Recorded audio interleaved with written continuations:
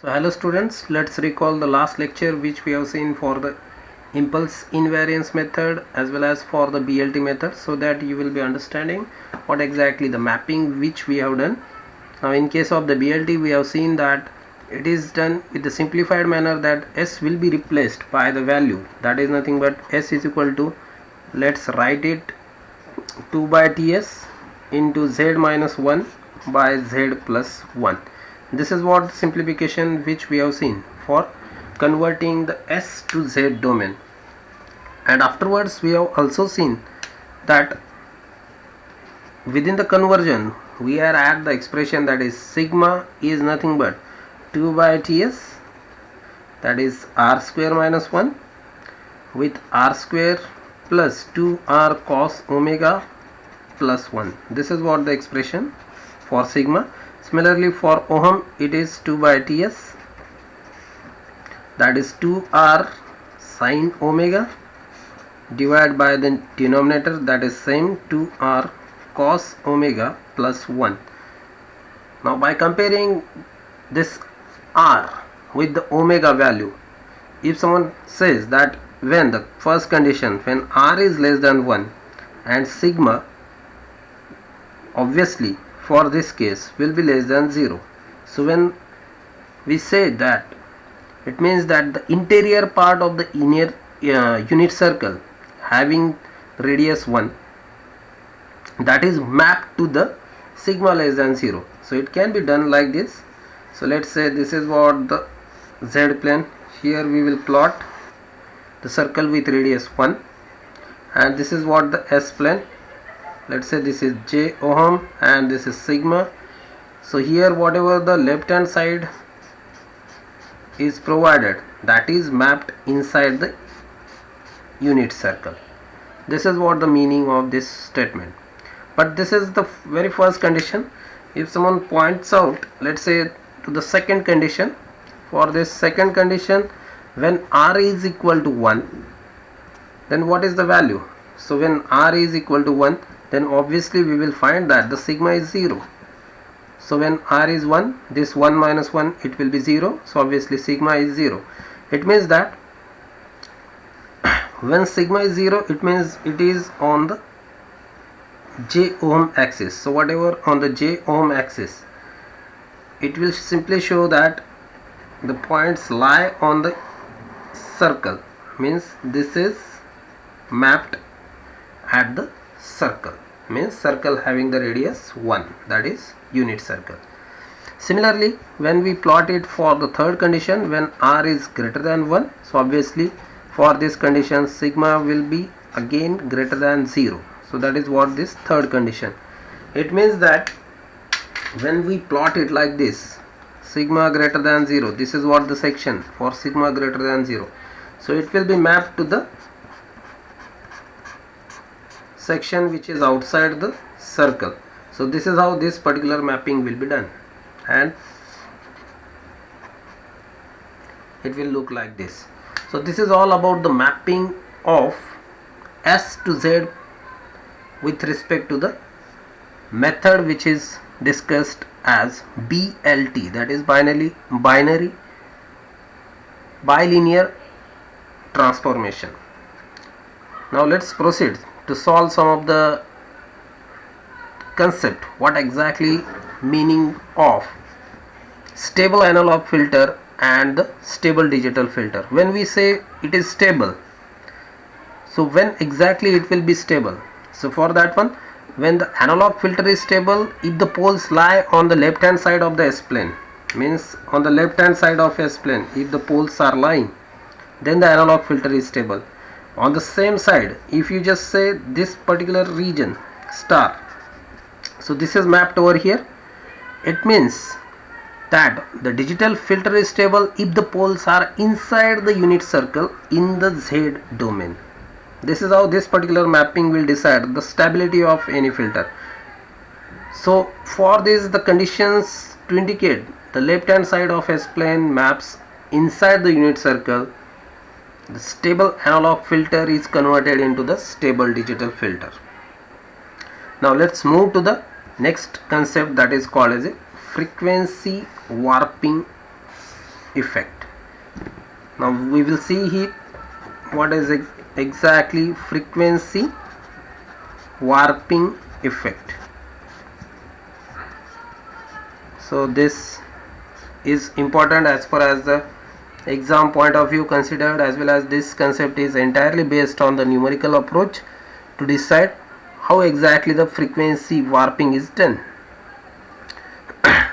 Now here actually we are obtaining the relationship of j ohm axis in S plane to the unit circle in the Z plane. So unit circle means obviously it is nothing but the circle with radius 1. So let's deal up with the expression which we have seen earlier, that is ohm is equal to 2 by Ts 2r sin omega by r square plus 2r cos omega plus 1. Now what is this equation? For this equation, if I want to deal up with the unit circle, it means the r will be equal to 1. So let me write here r equal to 1 case. So for r equal to 1 case, it will become ohm is equal to 2 by Ts 2 sin omega by 1 plus this 2r cos omega. It means it is 2 cos omega plus 1. So this will be nothing but 2 will be 2. This is nothing but the 2 and this is again 2. So we can further simplify it. So this is 2 plus 2 cos omega. So cancel it. 2 will be cancelled and the term will look like 2 by Ts in the bracket, or let it be 2, this is only sin omega 1 plus cos omega. This is how the term will be simplified. Now one more simplification we can go over here, that is nothing but the sin omega. So sin omega can be written as a 2 sin omega by 2 into cos omega by 2 or 2 cos square omega by 2. So it can be written as a, let's say 2 sin omega by 2 into cos omega by 2. Similarly 1 plus cos omega, that is nothing but the 2 cos square omega by 2. So 1 plus cos omega, that is nothing but 2 cos square omega by 2. So this is what some of the simplifications. So ohm will become 2 by Ts. What is sin omega? It is 2 sin omega by 2 into cos omega by 2. This is nothing but 2 cos square omega by 2. So this square, this cos omega by 2 will be cancelled. So this 2 will be cancelled. So overall it will become sin omega by 2 divided by cos omega by 2. So that is nothing but tan omega by 2.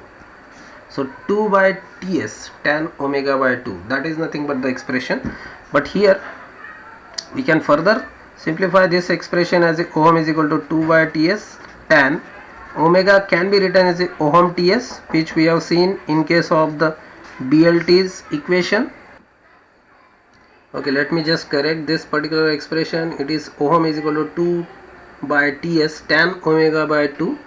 This is where we were at the stage. So this can be actually rearranged as a omega is equal to 2 tan inverse ohm Ts by 2. So this is not exactly what we have written here. So it is omega and this is nothing but the 2 tan inverse. Okay, because we are writing it in terms of the omega. So this is how the modification will be done. But the question is where exactly the frequency warping is done. So for that one, let's plot a simple graph, that is omega versus ohm Ts. So for plotting this graph, if we just vary it, let's say omega, that is, it means it is pi by 2, then the further divisions, and this will be pi. So let's say it is minus pi by 2 at this side and this minus pi. So minus pi to plus pi, this is what the variation. Similarly for this also, let's say it is here it is minus 20, minus 15, minus 10, minus 5. So here it will be 5, 10, 15 and 20, likewise the division. So when we write it or try to bind it, this is what the waveform which we will find. This particular graph will indicate that the frequency warping is done. It means that the entire region in ohm is mapped only once into the range minus pi to plus pi. This is what the ohm TS, this is omega. So it is bounded within this particular region, that is minus pi to plus pi. That's why the frequency warping will be done. The mapping is obviously 1 to 1 and it is quite non-linear within this particular task or the range. So this is nothing but actually the effect called as a frequency warping effect, and in most of the times it is simply defined as a because of the non-linear mapping, the amplitude response of the digital IR filter is expanded at the lower frequency. So that we can just observe over here, at lower frequency it is expanded and compressed at higher frequency. So at higher frequency it is getting compressed. So that is nothing but actually the effect called as a frequency warping effect. In comparison, if someone asks what exactly the comparison for impulse invariance method and the BLT method, so it can be summarized with the help of the expression which we use to convert from S to Z domain. In case of the impulse invariance, it is 1 upon S minus Pk, where it is here S will be simply replaced by 2 by Ts, Z minus 1 by Z plus 1, or 1 minus Z inverse by 1 plus Z inverse. Here it is nothing but actually aliasing effect is present, here it is not. Similarly, we can say frequency warping is not present in case of the impulse invariance, but here it is present. Even we can say here it is mapping is many to one and here it is 1 to 1. So this is all about the frequency warping effect as well as the comparison.